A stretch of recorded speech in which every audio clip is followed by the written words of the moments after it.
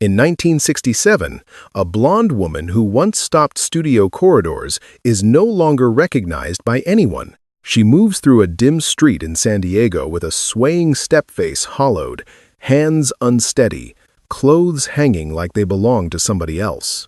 If you passed her, you wouldn't whisper "movie star." You'd look away. And that is the brutal twist of Barbara Payton's story.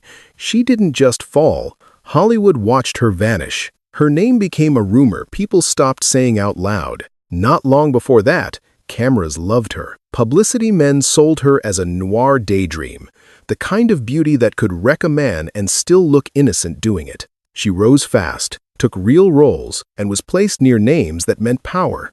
But between the flashbulbs and the afterparties, something began to rot.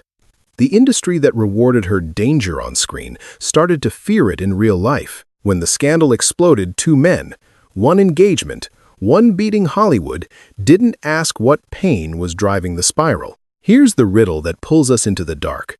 Was Barbara Payton destroyed by her own appetite for chaos, or by a system that celebrates excess in private and punishes it in public? Was she a reckless seductress, or a young woman trained to believe her worth lived inside other people's desire?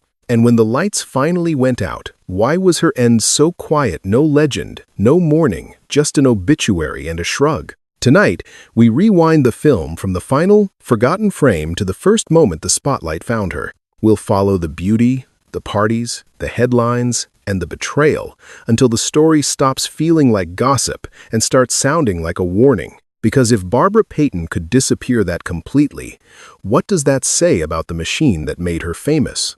Long before Hollywood turned her into a cautionary tale, Barbara Payton was simply a young woman who understood the power of being seen. Born in 1927, she grew up far from studio gates, in a modest environment where attention was currency and beauty was leverage. Friends later remembered her as magnetic and restless, someone who seemed to need admiration the way others needed air. That hunger would become both her engine and her undoing. When she arrived in Hollywood at the end of the 1940s, she stepped into an industry that specialized in transformation. Studios did not just cast actresses, they manufactured myths. Barbara's blonde hair, sharp cheekbones, and cool, almost taunting gaze fit perfectly into the post-war appetite for film noir. She was not presented as sweet or innocent. She was presented as dangerous, and danger, at that moment in American cinema, sold tickets. Her breakthrough came with supporting roles that placed her alongside established stars, including her appearance in Kiss Tomorrow Goodbye in 1950 opposite James Cagney. The film cemented her image as a woman who could hold her own in morally murky territory. Critics did not always praise her range, but they noticed her presence. The camera lingered, publicists leaned in. A new blonde with bite had arrived. But Hollywood's gift was double-edged. The more she was promoted as a femme fatale, the more that label began to blur into her real identity. Interviews emphasized her boldness. Gossip columns highlighted her nightlife. Studio photographers posed her in shadows and satin, inviting audiences to see seduction rather than vulnerability. When a young actress is repeatedly told that her value lies in how convincingly she can ruin a man on screen, how long does it take before the world assumes she is doing the same off-screen? Behind the glamour, there were signs that the persona was heavier than it looked. Colleagues described her as alternately charming and volatile.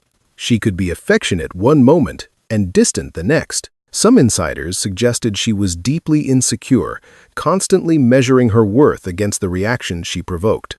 In an era that offered little language for mental health, such behavior was dismissed as temperament. The industry did not ask what wounds might sit beneath the shine. It asked whether she could deliver the image. Hollywood in the late 1940s thrived on parties where contracts were discussed over cocktails and reputations were shaped after midnight. For male stars, excess was often reframed as charisma. For actresses, the margin for error was razor thin. Barbara moved within that world, absorbing its promises and its pressures. She learned quickly that attention could open doors. She may not have realized how quickly it could close them. The contradiction at the heart of her early rise is impossible to ignore. She was celebrated for embodying risk, yet expected to live without causing any. She was encouraged to project sensual power, yet warned not to threaten male egos. How does a young woman navigate an industry that demands danger as performance but punishes it as reality? And if Barbara Payton was already wired to chase intensity, was Hollywood amplifying something fragile rather than creating it from nothing? By the time the headlines would redefine her as scandal, the foundation had already been laid. The image, the appetite, the expectation, and the insecurity were all in place. The spotlight had found her. The question was no longer whether she could shine inside it, but whether she could survive its heat. By 1951, Barbara Payton was no longer just a rising actress, she was becoming a headline. The shift from promise to spectacle happened with alarming speed. At the center of it stood two men, Franchot Tone, refined, well-connected, and established within Hollywood society, and Tom Neal, intense, athletic, and far less polished. Barbara moved between them with a confidence that fascinated gossip writers and unsettled studio executives. She became engaged to Franchot Tone, a match that seemed to promise stability and status. Tone represented legitimacy. He was respected, articulate, and socially acceptable. Yet at the same time, Barbara continued seeing Tom Neal, whose brooding persona felt closer to the film noir world she embodied on screen. Neal was not the safer choice. He was volatile, possessive, and proud. The triangle was combustible long before it exploded. The explosion came in September 1951. In a confrontation at Barbara's apartment, Tom Neal and Franchot Tone fought. Accounts differ on who threw the first punch, but the outcome was undeniable. Tone suffered serious injuries, including facial fractures and a concussion. Photographs of him in the hospital circulated widely. Newspapers framed the incident as a romantic duel over a beautiful woman, reducing the violence to melodrama. Barbara was cast as the siren whose allure had driven two men to bloodshed. But what if the story was more complicated than the headlines suggested? Was she manipulating both men for attention, as critics claimed, or was she caught in a rivalry fueled by male ego and public image? Hollywood preferred a simple narrative: dangerous woman, wounded gentleman, reckless lover. It sold papers. It also protected the industry from deeper questions about power and pressure. Studios reacted swiftly. Whatever upward momentum Barbara had was suddenly overshadowed by scandal. Insurance risks were discussed. Public relations teams recalibrated. In a business built on carefully managed reputations, unpredictability was poison. Barbara's personal life had crossed into territory that executives could not control. The image of a glamorous femme fatale was marketable. The image of a real woman linked to violence was not. The cultural double standard was glaring. Male stars were often forgiven for bar fights, affairs, and impulsive behavior. Their excess was reframed as passion or complexity. For a young actress, however, perceived moral chaos could be career-ending. Barbara's name began appearing less in casting conversations and more in gossip columns. Invitations cooled, opportunities thinned. She had not been convicted of a crime, yet the verdict within Hollywood circles felt final. The psychological toll was significant. Reports from acquaintances described her as defensive and increasingly distrustful. She gave interviews attempting to control the narrative, insisting she had not intended harm. But once a woman is labeled the cause of male downfall, how easily can she rewrite that script? The public had chosen its version of events. She was no longer a promising talent. She was the scandal itself. The irony is that the incident mirrored the very archetype she portrayed on screen. The femme fatale who destroys men through desire had leapt from fiction into perceived reality. Yet, unlike in film noir, there was no stylish resolution, no clever twist. There was only reputational damage and a tightening circle of judgment. Could Barbara have avoided the confrontation entirely? Perhaps. Could Tone and Neal have exercised restraint? Certainly. But the narrative that endured placed disproportionate weight on her shoulders. And as the dust settled, one unsettling question lingered. Did the fight end her career? Or did it merely expose how fragile her position had always been within a system eager to elevate and just as eager to discard? After the hospital photographs faded from newspaper stands, something quieter and more destructive began. Barbara Payton was not officially banned from Hollywood. No formal decree announced her fall. Yet, the industry has never required paperwork to erase someone. The calls slowed, meetings dissolved, projects quietly reassigned her roles to actresses deemed more dependable. In a town built on momentum, stillness can be fatal. The same studios that once celebrated her as a daring blonde now reassessed her as a risk. Insurance underwriters hesitated. Producers worried about unpredictability. Publicists, who had eagerly fed gossip about her mystique, retreated when that mystique became messy. Hollywood thrives on controlled scandal. It panics at real instability. Barbara had crossed the invisible line between provocative and uncontrollable. The double standard was unmistakable. Male actors could drink heavily, fight publicly, and conduct affairs with minimal long-term damage. Their recklessness was romanticized as intensity. For a young actress, similar behavior was rebranded as moral decay. She was no longer described as magnetic. She was described as unstable. The industry that quietly tolerated excess behind closed doors now presented itself as guardian of decorum. As offers thinned, alcohol thickened her days. What may have begun as social drinking hardened into dependency. Friends noticed fluctuations in mood defiance followed by despair, bravado collapsing into insecurity. On set, she sometimes arrived late or unfocused. Directors grew impatient. Crew members whispered. Each misstep confirmed a narrative already forming. Barbara Payton was unreliable. Yet beneath the gossip, something more fragile was unfolding. Fame had validated her sense of worth. Attention had functioned as oxygen. When that supply diminished, panic followed. She fought for relevance with the only tools she had ever been told mattered: visibility, sensuality, intensity. But Hollywood had already shifted its gaze. New blondes entered the system, carefully packaged, tightly supervised, marketed as safer investments. Replacement in this industry is not dramatic, it is procedural. The social isolation was gradual but unmistakable. Invitations to parties decreased. Industry acquaintances stopped returning calls. Where she had once been photographed entering nightclubs, she was now discussed as a cautionary anecdote. The transformation from desired guest to whispered warning can happen faster than the public ever realizes. When an actress becomes a liability, association itself becomes risky.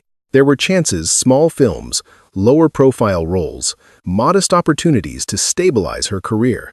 None carried the glamour of her earlier trajectory, but they offered continuity. Instead, they often exposed how deeply shaken she was. Missed cues, strained interactions, emotional volatility, every incident reinforced the perception that she was sabotaging herself. But was this sabotage conscious? Did she understand that she was accelerating her own decline? Or did she believe she still possessed time to reverse it? Hollywood did not pause to ask. It rarely does. The machine prefers clarity. Rising star or fallen woman, success or failure. Complexity disrupts marketing. As Barbara's behavior grew more erratic, sympathy diminished. Few saw addiction as illness. Few recognized anxiety as trauma. A woman who drank too much was judged careless. A woman who lost control was judged weak. The tragedy is not that she made no mistakes. She made many. The tragedy is that those mistakes unfolded within a structure that amplifies collapse. When Hollywood withdraws validation, it rarely offers rehabilitation. It replaces, it moves on, and the displaced are left to negotiate their unraveling alone. By the time Barbara Payton understood the depth of her fall, the narrative had solidified without her consent. The industry had told its version of her story. The public had accepted it. If she wanted to reclaim control of that narrative, there was only one avenue left. She would have to tell it herself. The question was whether honesty could save what reputation no longer could. By the early 1960s, Barbara Payton was no longer navigating decline. She was enduring erasure. The offers had not simply slowed, they had nearly vanished. Financial instability was no longer an inconvenience, but a constant pressure. Rent, food, survival, these were immediate concerns. In a city built on illusion, reality had arrived with brutal clarity. The woman once photographed in satin and shadow was now negotiating bills. It was in this atmosphere that she made the decision to publish a memoir. In 1963, I Am Not Ashamed appeared in bookstores. The title was deliberate, almost confrontational. It did not apologize. It did not promise reform. It declared resistance. But beneath that resistance lay necessity. The book was not merely confession. It was income. It was visibility. It was, in many ways, survival. Within its pages, Barbara dismantled the mythology that had once sustained her. She wrote openly about drinking. She described volatile relationships. She admitted to selling sex when film roles evaporated. These admissions were not veiled. They were stark. The glamour that Hollywood had carefully manufactured dissolved into vulnerability and compromise. For readers accustomed to polished studio narratives, the bluntness was jarring. Some critics dismissed the memoir as opportunistic sensationalism. They argued she was exploiting scandal to remain relevant. Yet others recognized something more complex. Barbara was reclaiming authorship over a story that had long been told without her consent. If tabloids had portrayed her as reckless and destructive, she now presented herself as flawed but lucid. Was this an act of dignity, or was it desperation dressed as defiance? Perhaps the distinction no longer mattered. What unsettled Hollywood most was not the content alone, but the exposure of process. Barbara described a culture of parties where boundaries blurred and admiration turned transactional. She implied that the very system that celebrated seduction also profited from it. In doing so, she violated an unspoken rule. Stars were expected to protect the fantasy. They were not expected to analyze it. Managed scandal could be contained. Public transparency could not. The industry's response was subtle but decisive. Doors that had remained partially open closed completely. Executives viewed her candor as instability. Producers saw risk. A woman who confessed to selling sex could not be repackaged as safe entertainment. In revealing too much, she became unmarketable. The memoir, intended as reclamation, solidified her exile from mainstream cinema. Meanwhile, her personal circumstances continued to deteriorate. Financial insecurity persisted. Alcohol did not disappear. It deepened. Relationships fractured. Isolation intensified. There is a particular cruelty in being famous enough to be recognized, yet infamous enough to be avoided. Curiosity replaced admiration. Sympathy was scarce. Association carried reputational cost. And yet, within the starkness of the book, there is unmistakable self-awareness. Barbara did not frame herself solely as victim. She acknowledged impulsivity. She admitted self-sabotage, but she also recognized contradiction. She had been encouraged to embody danger, then condemned for living too close to it. She had been praised for sensuality, then shamed for its consequences. When she wrote that, she was not ashamed. Was she refusing public judgment or trying to silence her own? By the mid-1960s, the possibility of a traditional comeback had effectively disappeared. Hollywood had advanced, selecting new faces and discarding inconvenient ones. Unlike some icons who died at the height of mystique, Barbara lived long enough to witness her own disappearance. The memoir became her final attempt to assert presence. Confession did not restore opportunity. Honesty did not rebuild career. Instead, it preserved testimony. And as her health declined and 1,967 approached, one haunting truth crystallized. If reputation was already shattered and shame already confronted, what remained to protect her from the fall that was still coming? By the mid-1960s, Barbara Payton's world had narrowed to a few rented rooms and a shrinking circle of acquaintances. The woman once framed in satin gowns now lived quietly in modest apartments in San Diego, far from studio lots and camera flashes. Neighbors later recalled a pale, tired figure who sometimes appeared unsteady, her beauty no longer luminous but worn thin by years of drinking. The contrast was no longer symbolic, it was visible. Money was inconsistent, work was scarce. There were no steady offers waiting in the wings, no producer quietly planning her return. Hollywood had already replaced her. New blondes stood beneath brighter lights, carefully managed and carefully marketed. The machine does not stall for those who fall behind. It adjusts, substitutes, and moves forward. Recognition lingered in fragments. Occasionally, someone would pause, squint, and ask if she had once been in pictures. But curiosity is not the same as reverence. Being remembered as a rumor is not the same as being remembered as a star. Each encounter carried the subtle sting of reduction. She was no longer the actress, she was the cautionary tale. Isolation deepened. Invitations faded long before the headlines did. Former colleagues kept their distance. Association with scandal can carry consequences in an industry obsessed with image. The woman who once moved through crowded parties now faced long evenings alone. Fame, when it recedes, does not leave quietly. It leaves an echo. Her health deteriorated steadily.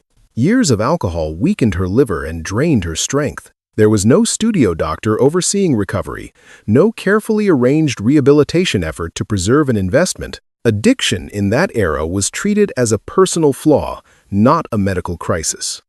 Stability requires support systems. She had lost most of hers. By early 1967, the erosion was advanced. On the 8th of May 1967, Barbara Payton died of liver failure at the age of 39. The news appeared in print, but without spectacle. No sweeping tributes. No national outpouring of grief. Her passing did not halt production schedules or dominate conversation. It was noted, then absorbed into the constant churn of entertainment headlines. The silence was striking. Other Hollywood deaths had crystallized into myth, preserving youth and beauty in dramatic freeze-frame. Barbara's story ended differently. She lived long enough to witness her own diminishing relevance. She experienced the gradual stripping away of glamour, invitation, and illusion.